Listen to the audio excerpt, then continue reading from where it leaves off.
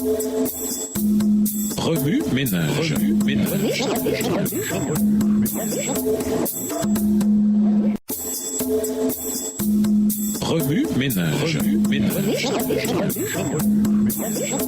Bienvenue à votre émission Remue ménage. Nous voilà la leçon de dimanche, intérioriser. C'est vrai jusqu'à ce que Galates 3, les versets 21 à 25, est souvent utilisé pour prouver que depuis la venue de Jésus dans l'histoire, l'alliance du Sinaï ne s'applique plus aux croyants du Nouveau Testament de la Nouvelle Alliance. Paul met en contraste les deux alliances dans ce passage d'une manière unique, disant que l'une est applicable jusqu'à ce que l'autre devienne possible et disponible. Galates 3, les versets 22 à 25. Ceci est vrai jusqu'à ce que ceci soit vrai. Question. L'Écriture a déclaré que le monde entier est soumis à la puissance du péché. Verset 22. Réponse, que le don promis par Dieu soit accordé à ceux qui croient en Jésus-Christ. Verset 22. Question. Avant de venir à la foi, nous étions emprisonnés par la loi. Verset 23. Réponse, la foi qui devait être révélée au verset 23. Question. La loi ne peut donner la vie. Verset 21. Elle était pour nous comme un gardien ou tuteur ou surveillant. Verset 24.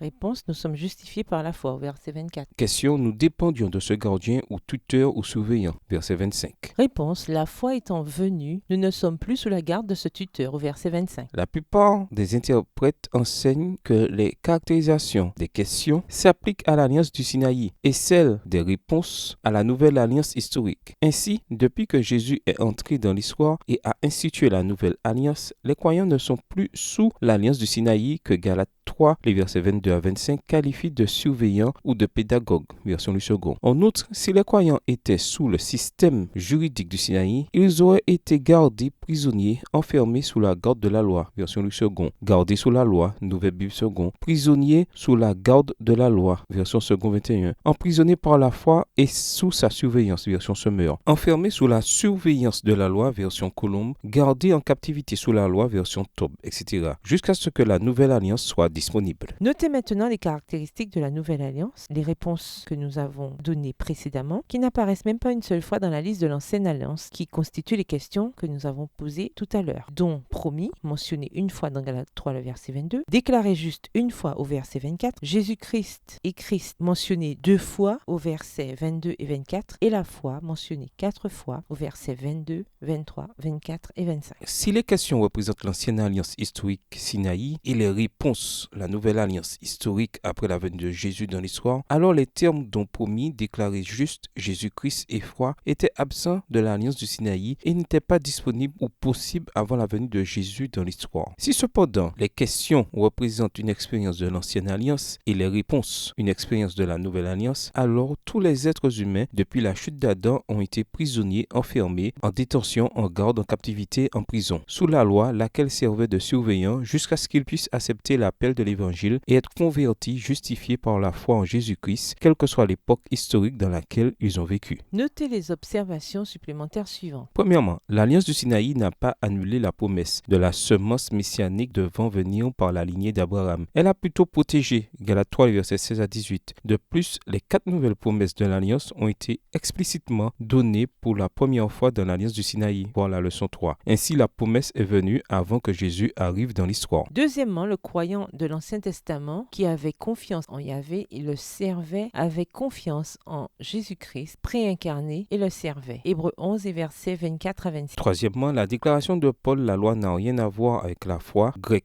pistis, Galates 3 verset 12, n'était pas destinée à annuler la déclaration de Jésus selon laquelle la foi, grec pistis, était l'un des enseignements les plus importants de la loi. Matthieu 23 verset 23. Les croyants de l'Ancien Testament étaient justifiés par leur foi en Yahvé ou Jésus. Hébreux 11. Et non par la loi, car la loi en elle-même ne pouvait pas donner la vie. Galates 3, le verset 21. La foi des croyants de l'Ancien Testament en Yahvé était la foi dans le seul, unique et véritable évangile. Galates 1, les versets 6 à 9, tel que révélé dans les alliances de l'Ancien Testament, depuis Adam, Genèse 3, le verset 15, jusqu'au Sinaï. Hébreux 3, le verset 14 à Hébreux 4, le verset 2. C'était en tout point une foi vivante, une foi robuste, une foi en Yahvé ou Jésus, et donc une foi salvatrice, une foi justifiante, avant même que Jésus entre dans l'histoire. Bien que ces observations ne répondent pas à toutes les questions soulevées dans Galates, comment ces faits bibliques devrait-il influencer notre façon d'interpréter l'ancienne et la nouvelle alliance auquel Galates 3, les versets 21 à 25 fait allusion? Remue-ménage, revenez à votre texte écrit et étudiez le passage. Encerclez les mots, expressions ou idées répétées. Soulignez les mots ou expressions qui sont importants et qui signifient quelque chose pour vous. Reliez par une flèche les mots, expressions aux autres mots, expressions associées aux connexes. Quels éclairages particuliers vos notes semblent-elles indiquer dans l'ensemble? Mémorisez votre verset préféré tiré de Galates 3, les versets 10 à 29. Écrivez-le plusieurs fois pour vous le rappeler plus facilement. Vous avez vu que l'ancienne et la nouvelle alliance sont les mêmes, mais qu'elles diffèrent en termes de réponse et d'expérience. Quel impact cela a-t-il sur le reste de votre compréhension de la Bible et du salut par rapport à Jésus? Au revoir. Et à demain si Dieu veut.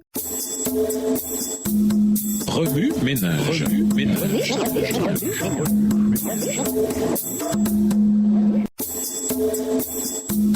Remue ménage. Remue ménage.